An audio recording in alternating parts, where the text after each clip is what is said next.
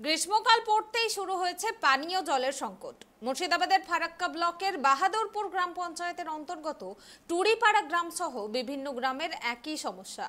কুয়োর ঘোলা জল খেয়ে দিন কাটছে গ্রামের মানুষের।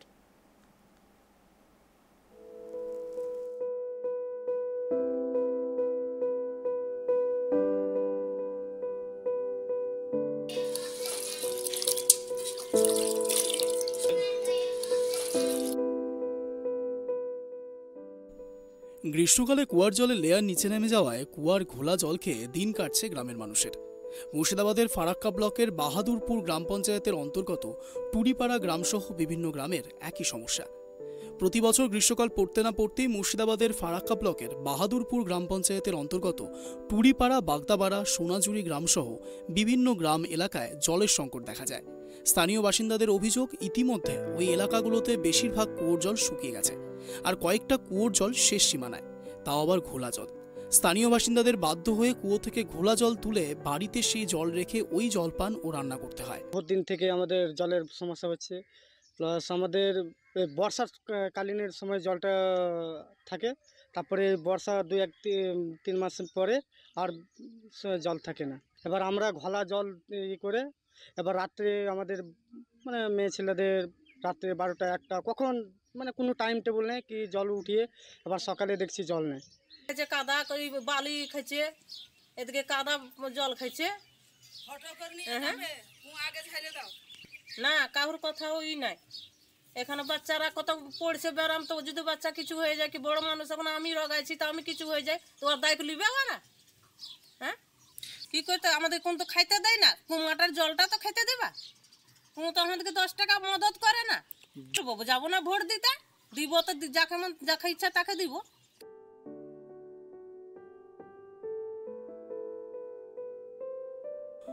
ওই এলাকায় প্রায় কয়েক হাজার পরিবার বসবাস করে, আর তাদের পানীয় জলের ভরসা বলতে কুয়োর জল। ফলে চরম সমস্যার মধ্যে দিন কাটাচ্ছে। ঘোলা কুয়োর জল খেয়ে স্বাস্থ্যের ক্ষতি হচ্ছে ঠিক, তবুও বাধ্য হয়ে ওই কুয়োর ঘোলা পানীয় জল পান করতে হচ্ছে। কুয়ো আছে কিন্তু জল নাই, জলের লেয়ার দিন প্রতিদিন নিচে নেমে যাচ্ছে, টিউবওয়েল হয় না, কুয়োতে জল নেই। রাত্রে বেলায় জল থাকে, রাত্রে বেলায় দেখবেন কি রাত 12টা-1টার সময় এসে জল তুলে যায়, সকাল হতে হতে জল থাকে না। অল্প কোনো ব্যবস্থা নেই। সরকার আসছে বলছে, আমাদের স্থানীয় বর্তমানে বিধায়ক অনেকবার বললেন যে জলের সমস্যার সমাধান করে দিয়েছি। আমরা একটাই কথা বলি যে যতক্ষণ না এখানে পাইপ লাইনের মাধ্যমে জল সরবরাহ হবে ততদিন কিন্তু এই জায়গায় জলের সমস্যা সমাধান হওয়ার কোনো প্রশ্নই জাগে না। স্থানীয় বাসিন্দাদের দীর্ঘদিনের দাবি ওই এলাকায় একটি আর্সেনিক মুক্ত পানীয় জলের ব্যবস্থা করার জন্য।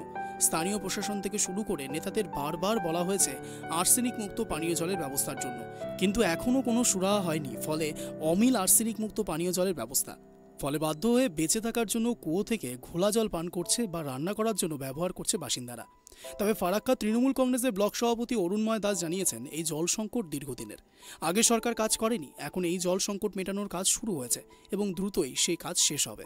আমাদের বর্তমান বিধায়ক মনিরুল ইসলামের উদ্যোগে ফিডার ক্যানেলের পশ্চিম পাড়ের যে 3টা পঞ্চায়েত, বেওয়া 1, বেওয়া 2, বাহাদুরপুর, তার বিস্তীর্ণ এলাকা জুড়ে এই পানীয় জলের যে সংকট, এই সংকট মোচনের স্থায়ী সমাধানের ব্যবস্থা হয়ে গেছে মানে ইতিমধ্যেই ওই নতুন বেওয়া ব্রিজের কাছে একটা ওয়াটার লিফটিং পাম্প হচ্ছে, যেখান থেকে সারফেস ওয়াটারটাকে পিউরিফাই করে মানুষের খাবারের জন্য পাইপলাইন করে সরবরাহ করা হবে। তার টেন্ডার ইতিমধ্যে হয়ে গেছে, কাজ শুরু হবে। তার ছাড়াও 15 ফিনান্স থেকে বাহাদুরপুরের বেশ কয়েকটা গ্রামে রিগবোর টিউবওয়েল করার সিদ্ধান্ত ইতিমধ্যে নেওয়া হয়েছে তার কাজও খুব দ্রুত শুরু হবে। ফারাক্কার তৃণমূল কংগ্রেসের ব্লক সভাপতি অরুণময় দাস জল সংকট মেটার আশ্বাস দিলেও এখন কবে এই জল সংকট মিটবে সেই দিকেই তাকিয়ে গ্রামবাসীরা।